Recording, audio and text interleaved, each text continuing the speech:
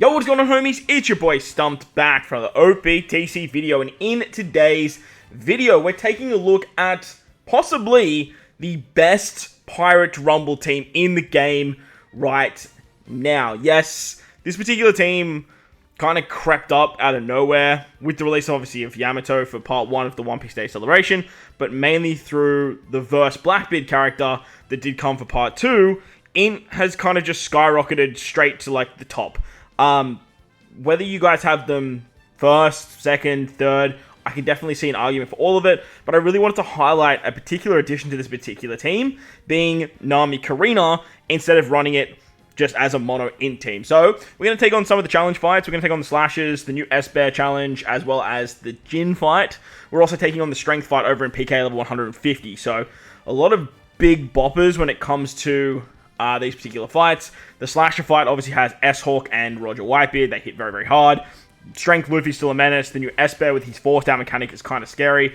And then with the Jin fight, it's just completely INT kind of nerfing. So I thought these would be great fights to take on. Now, as you guys are seeing here, we're just demolishing this particular Slasher team. Like, the Slasher team just does not stand a chance with all of the CD reduction that Blackbeard can give to Slasher enemies.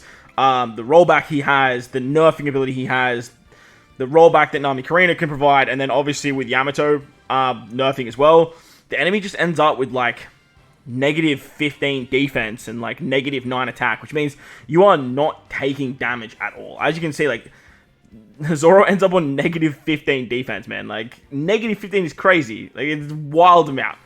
But with this particular trade-off, your team stats aren't super crazy to begin with, but that's okay, because when you drop the enemy stats so much, having your stats super high really doesn't matter all that much. Now, moving on to the S-Bear fight, this is the newest PvP challenge. It's actually not the easiest. It's not exactly the hardest fight going around, but it's definitely not the easiest. They have Shanks 6+ Law. Obviously, the new S-Bear is an absolute menace. Yamato, Gear 5 on the bench. Soul on the bench even too, which is a very, very strong PvP rare recruit. So this fight isn't exactly a cakewalk, but again, this particular team just worked very, very well. Even when going up against characters like Wano Law 6+, they could definitely like hold their own with the amount of tanking they have, the HP buffs they have, the rollbacks they do, and the extra attack down they can provide as well. So S-Bear with the Forced Out ability is...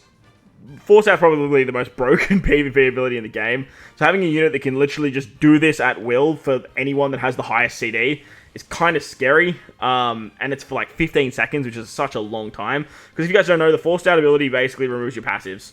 So kind of sucks. For 15 seconds, you're basically running a 4-man team. Yeah, not exactly the most ideal, especially when the enemy throws a whole bunch of specials at you as well. But the team composition runs Blackbeard in the front. As I mentioned, Blackbeard's great at nerfing. I believe it slashes, cerebrals, powerhouses, and something else.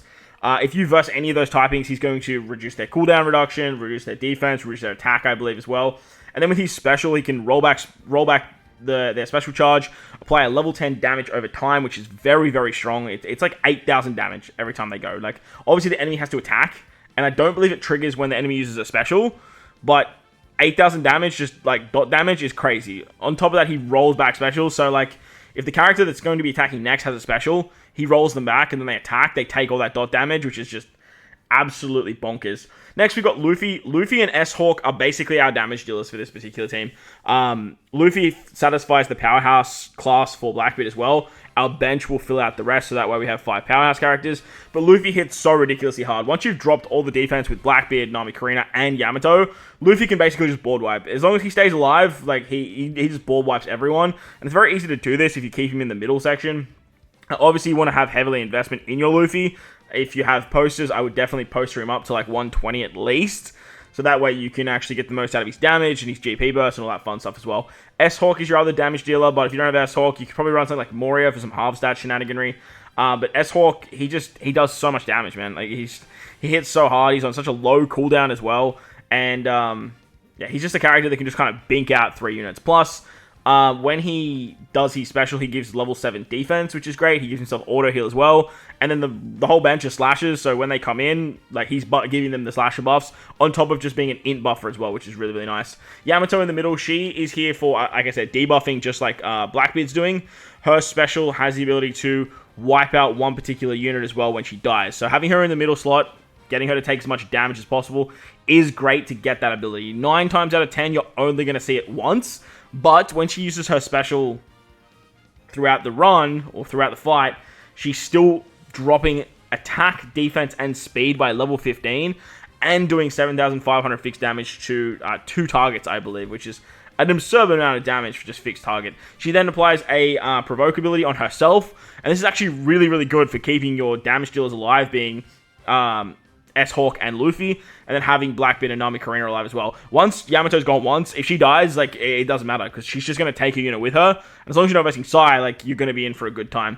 Finally, Nami Karina is the very strange addition to this particular team. Nami Karina is not an in character, nor are they a powerhouse character, but what they do have is a passive that can buff the entire team. So their abilities, their passive abilities, can still give everyone on the team a buff. Whilst everyone is not buffing them, they are still buffing everyone else. But Blackbeard isn't buffing anyone anyway. He's nerfing the enemy, so that's another unit we don't have to really worry about. And Yamato is actually buffing cerebral characters. Turns out, Nami Karina is actually a cerebral unit, so you are getting an extra buff from Yamato. Yamato also buffs the int typing, so you're getting a nice little double whammy with her. She has a great passive, she has a great special, and you're in for a really good time there. On top of that, Nami Karina's rollback ability is just absolutely demolishing. Not only is her rollback so good, but she can also apply defense down level 4, and this will affect 4 enemies. Like, the rollback is super clutch, it's super key, and it's super valuable, but that defensive drop just allows your characters just to hit very, very hard.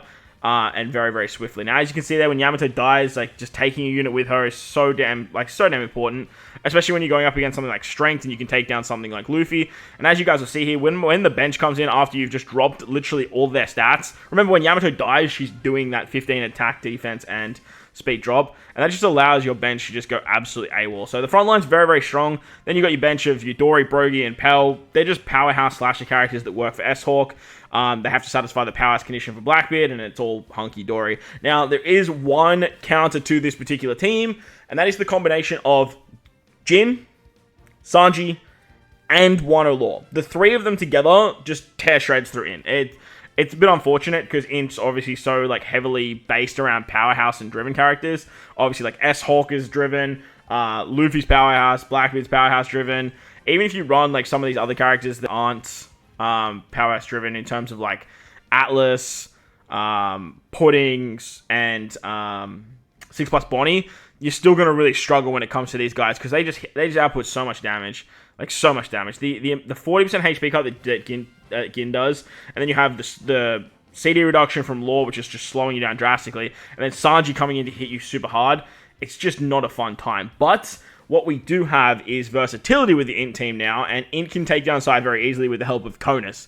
With the help of Conus, just, like, reducing the CD charge, it's absolutely massive. On top of that, she can action bind, she can special bind. Side characters are pretty much prone to these abilities very simply and very easily, so you can just get this off willy-nilly. Plus, Blackbeard's already, like, lowering their CD reduction, because there's a lot of, what's it called? There's a lot of, like, slashes and stuff like that on the team. I believe Blackbeard might do strikers as well. I can't exactly remember. But what the in-team also has is Luffy, and Luffy, like I said, Luffy just hits so hard. Like, he just wiped the whole team out. Like, it was free. And that's just to show how valuable the Yamato, like, death shot is with the nerfing abilities, Blackbeard's nerfing abilities, and then if you get, like, Mori with half stats off as well, you can do some pretty fun stuff there. I just put Mori on this team because, like, we need another powerhouse character. I thought it was just a bit more fitting to bring a legend rather than just keep S-Hawk in the front and keep Hell in the back. And this way we could kind of just pick through the pieces. Like I said, if you lose units in the front, it really doesn't matter that much because the bench is still so strong as well. And this team can, like, wrap fights up early. It can, like, clap in the middle game, and it can definitely clutch out in the late game as well. So let me know what you guys think of this team. Like, this team honestly is probably approaching, like, the best team in the game in my opinion. It's definitely up there in the top 3 at the moment. I probably have it second. because it's just absolutely tearing shreds through absolutely everything. But let me know what you guys think in the comment section below. While you're down there, belt the like button, hit the subscribe button, do all that good stuff. Most importantly, wherever you guys are in this beautiful world, please remember to enjoy the rest of your day. As always, homies, thank you all for watching, and I'll catch you all in the next one.